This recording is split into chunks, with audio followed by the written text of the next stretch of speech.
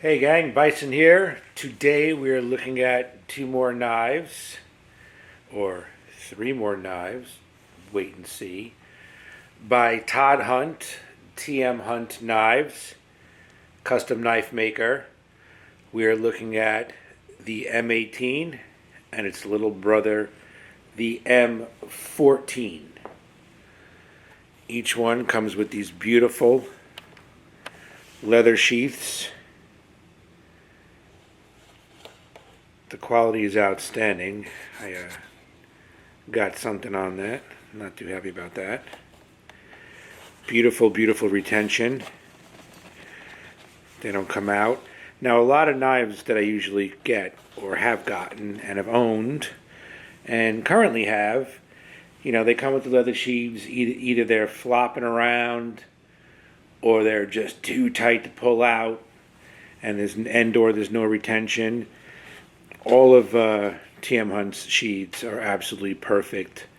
In a previous video I showed you the Yuma, gorgeous retention, and both the M14 and the M18 have amazing retention. So let's take a look at this bad boy. Now, there are a lot of videos online about this. It's been around for a lot of years, where you can see people beating, banging, chopping, doing all kinds of crazy stuff with these beasts. I think this blade was featured on Naked and Afraid. I'm going to put before the photos at the beginning of the video of each one of these blades a little blurb and the specs. I'm not going to bore you standing here reading them to you. Let's take a look at this bad boy. Absolutely, absolutely gorgeous. Razor sharp all the way through the tip here in the back, which is super pointy and scary. Beautiful jimping up here to do some finer work. Very, very thick spine. Very smooth. It doesn't have a 90-degree edge for ferro rod use, but you can definitely touch it up with a chainsaw file and make that happen. This is like when I first saw this. I think Subtle Serpent did a review on this knife and some other guys in the past. For Bad Mind 101, etc. When I first saw it, it reminded me of a butcher knife, and the Tom Brown tracker knife had a baby. This is what you would get, like a butcher's cleaver, especially when you see the hole, but that's great for when you're doing some finer work. This guy has a beautiful, beautiful handle. Very comfortable. Full tang. Love this jimping. It came with this lanyard.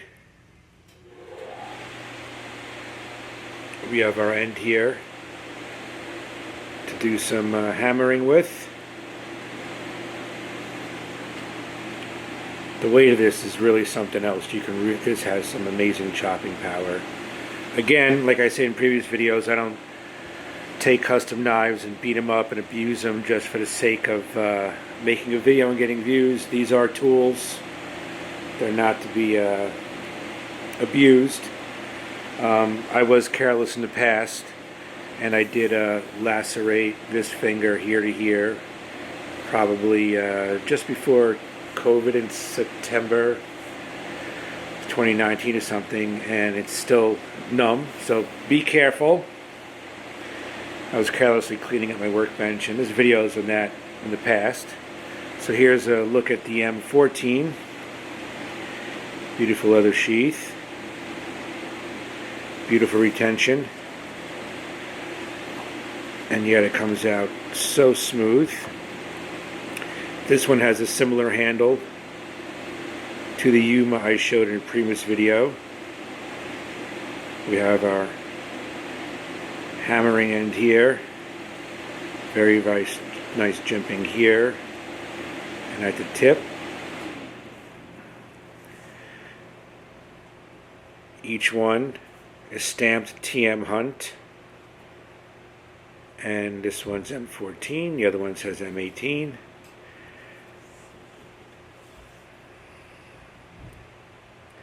And I noticed on the M18s and the M14s, I didn't see it on Yuma, but these are all serial numbered. So this one is number 49. And this guy is 591. So, and I got this a while back. So he has made a lot of these. And again, they're all done by hand. And a while back, I was in a pawn shop or somewhere. Pawn, not porn, pawn. And I found this. I mean, these knives, I don't remember, go for well over $300 to $400. This one I found dirt cheap used. Now I think this model from a while back, because you can find these online. These I got directly from Todd. If you go like to Arizona Knife Works or Knife Center or other places, just Google it. They do have versions with the Kydex sheath and customized handles. This one, whoever had this when I got it, put this little clip on it, I guess, either to hang it, and there was another one here that I took off. It was kind of preventing the knife from coming out. So that led me to believe either it was for hanging or they had some half-hocked strap they made with a string or paracord or whatever. But here's a look at the one that I found. And if we look at the blade, when I got this thing, I sent pictures of it to Todd. It was such a disgrace. Which comes out this way. Very nice. Whoever had this blade before I got my hands on it, I don't have the pictures anymore, but it's like they tried to blue it and blacken it themselves, not knowing what they were doing with gun blue, and it was like dark and blotchy. It took me hours and days to kind of get the finish to what it is now, almost original. And it was so destroyed, somebody tried to resharpen it themselves and did a bad job. I had given this to Nick Fury a while back at LVI Bushcraft and Survival, and he did his stropping magic on it and actually made it sharper than the factory edge. A few videos back I did a review of his Bushcraft to Kukri, and I was never frightened of a blade before, but that knife frightens me. So here we go, TM Hunt, and this is 246, so this is much earlier on. See if there's any differences. Stamping seems the same. I know in some of the new models that TM Hunt is coming out with, I've noticed that he's doing some laser etching in addition to the standard stamping. So go check them out. So we're looking at here the TM Hunt, Todd Hunt Custom M18, M14, and another M18 that I found secondhand. These guys are going to live with my gear at home, and this is going to live in the Forerunner for emergencies. All right, gang. Anybody has any of these knives? Want to talk about them? Chat about them? Tell me how yours are holding up, what you're using it for, and we'll chat. All right, gang. Thanks for watching. Bye and out.